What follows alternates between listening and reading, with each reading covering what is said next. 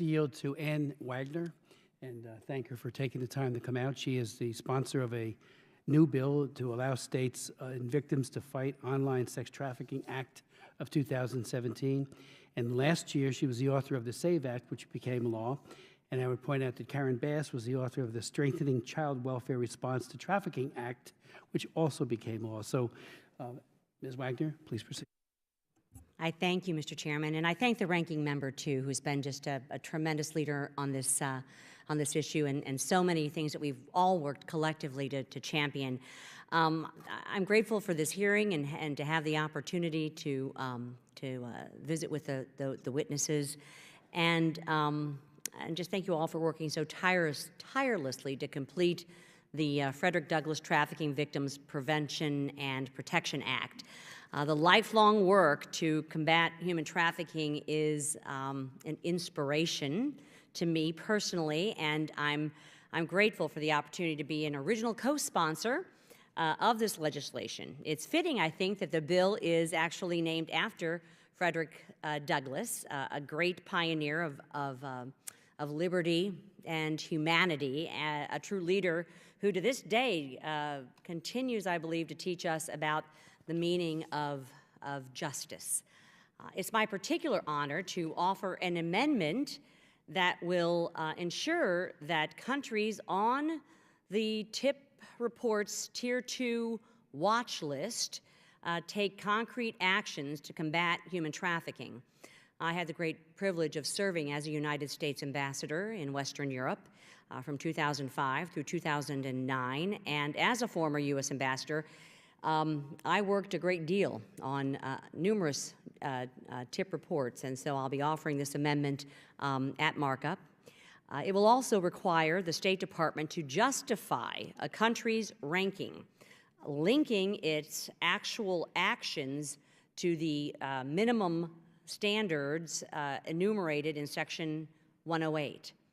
Together, we will strengthen the TIP program and hold countries accountable for enabling human trafficking. I believe that the passing TVPA that has been with us so proudly since the year 2000, this is year 17, is going to help prevent vulnerable members of our society from being victimized in the first place, and help more survivors safely and successfully reintegrate into normal life. I thank you again, Mr. Chairman, for your leadership and for advancing what I believe is our global mission, both international and domestic, to eradicate modern-day slavery. Ms. Burr, as you know, I have introduced the Trafficking Survivors Relief Act, which will give trafficking victims a pathway to petition the courts to have their criminal records cleared for offenses that were a direct result of being trafficked. How important are vacator laws to helping get survivors back on their feet? Thank you so much, Mrs. Wagner, for the important question and for your service as an ambassador in Western Europe and your leadership on human trafficking. I think the importance of vacatur laws is immeasurable. Malika so articulately described the need for comprehensive trauma-informed services, and I think a part of the spectrum of services that we need to offer to survivors includes legal services for not only vacating convictions, but for defending if there are criminal charges pending, if there are civil needs for restitution, immigration services. But importantly, in order for those legal services to have a path forward, the Trafficking Victims, the Trafficking Relief, Survivors Relief Act needs to be enacted because right now survivors are really impeded from healing if they aren't able to obtain employment and if they still carry with them the charges and the convictions that are a direct result, as you said, of their victimization by traffickers. And so we really hope to see that law enacted because it will be transformative for survivors. We know that there are survivors who, as one survivor has told me, has a conviction that is like a life sentence because she can no longer get gainful employment. She's been afforded opportunities that are then taken away from her because of these convictions that were a result of her having been trafficked across multiple state lines as a child. And so we need to enable them to be able to overcome those convictions. And I think the Frederick Douglass reauthorization is a really amazing complement to the Survivors Relief Act because it also affords Health and Human Services the opportunity to provide additional support for survivors who are seeking professional development, whether it's on resume creation or vocational skills, a whole range of services that will be a really important complement to the Survivors Relief Act. I thank you, Ms. Berber, and I agree wholeheartedly. Having met with so many survivors that are suffering, whether it has to do with employment, housing, going back to school, vocational training, credit, things of this nature. The Relief Act will apply to non-criminal offenses and give the court the opportunity to vacate those offenses that really pertain specifically to them being victims of trafficking. Things like the Mann Act. It could be money laundering. It could be there are prostitution. There could be numerous charges of a non-criminal offense that mostly these women or sometimes children and carried over still carry on their record and have been prohibitive for them as they try to turn that page as a survivor and start a new life. I am very hopeful that we will be not just introducing, but seeing this bill for the first time on the House in late May. So we're excited about the opportunities there to move this and advance it forward. Mr. Gehring, I salute IGM's phenomenal work, and I'm wondering whether there are specific places around the world where you see political will mounting to address sex trafficking and forced labor. You know, what are the primary obstacles facing countries also on the Tier 2 watch list in seriously combating trafficking?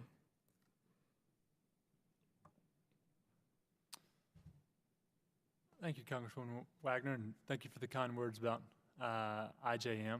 Your question on where we see political will building in countries. I mentioned the enormous progress that the Philippines has made. I would echo that with to Cambodia as well, and their ability to address commercial sexual exploitation of children. And this is not to say that the issues are solved in these countries, right? Cambodia still has needs to deal with needs to maintain the gains that they've made and also address cross-border labor trafficking. The Philippines faces a rising criminal industry of online sexual exploitation. These are two examples where we see our partners in the government have made significant steps on addressing a certain type of trafficking. I think that political will is to be applauded, and I think it's important that the TIP report, as a tool, not only just name and shame countries, but also recognizes the progress and the gains that have been made, lest countries get weary of always being pointed out and not given credit for the progress that they have made. What are some of the other obstacles, and I open it to any of you, that you think face these countries on the tier 2 watch list from moving forward in combating trafficking? Anyone else have a comment on that? If not, I'll move on. And Mr. Benz, we both know that education and awareness are critical to ending human trafficking in America. How can the U.S. better support education and training programs that promote prevention and detection? Well, I think that funding is a big part of this. There has not been, as far as I know, since TVPA 2000, any significant funding for prevention education, or there's been training for professionals. There hasn't been significant training for educators. So I think funding is a big part of it, and I think that understanding the value of bringing education into public schools will be helpful, and I think the naming of this bill is a big part of that, beginning to reframe how we address this issue, not just from a law enforcement point of view and a survivor service point of view, but from a preventative standpoint as well. I thank you, and I'm going to close on, Mr. Chairman, on a story about one of my many efforts towards education and awareness when it comes to what I call modern-day sex slavery. I am not one who believes that we can legislate away society's ills. That education and awareness are absolutely critical in all areas, whether I'm dealing with hotels and convention bureaus, whether I'm dealing with different transportation transportation outlets. I just did a great event with Truckers Against Trafficking and NATSO. I'm a big believer in dealing with those that are on the front lines, our hospitals, our nurses, our emergency rooms. So many, I think, across our country that need to have the kind of education and awareness, and I believe it extends to our educators too. I had the great privilege, Mr. Chairman, a year or so ago, of pulling together every single public school in my district, Missouri's 2nd Congressional District. I first started with the superintendents and then set up a program of training.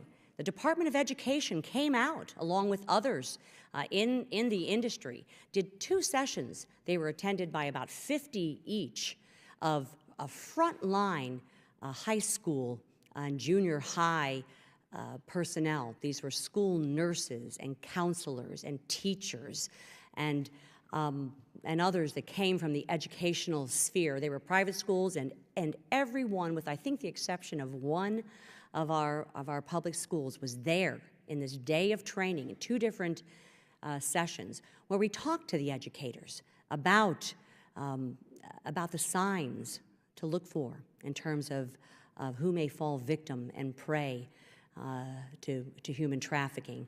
We talked about the services that were available. We talked about then ratcheting it up to programs where we're not just doing programs and assemblies on bullying and safe space and things of that nature that are heroin, cocaine, things that are very important, opioid abuse, but also on sex trafficking, so that children can be safe and that they are aware and of what's out there in every single one of our communities, in every single one of our cul-de-sacs. The scourge of sex trafficking lives, and it is absolutely untenable in the United States of America that this happens every single day to our children, to our women, to our girls, to our boys. So I'm a big believer in education and awareness. I will continue to put forward good common sense legislation and hold our agencies, like the Department of Justice, Mr. Chairman, and others, accountable for the laws that are signed by our president. I had legislation signed by both President Obama, and I hope to have future legislation signed by President Trump.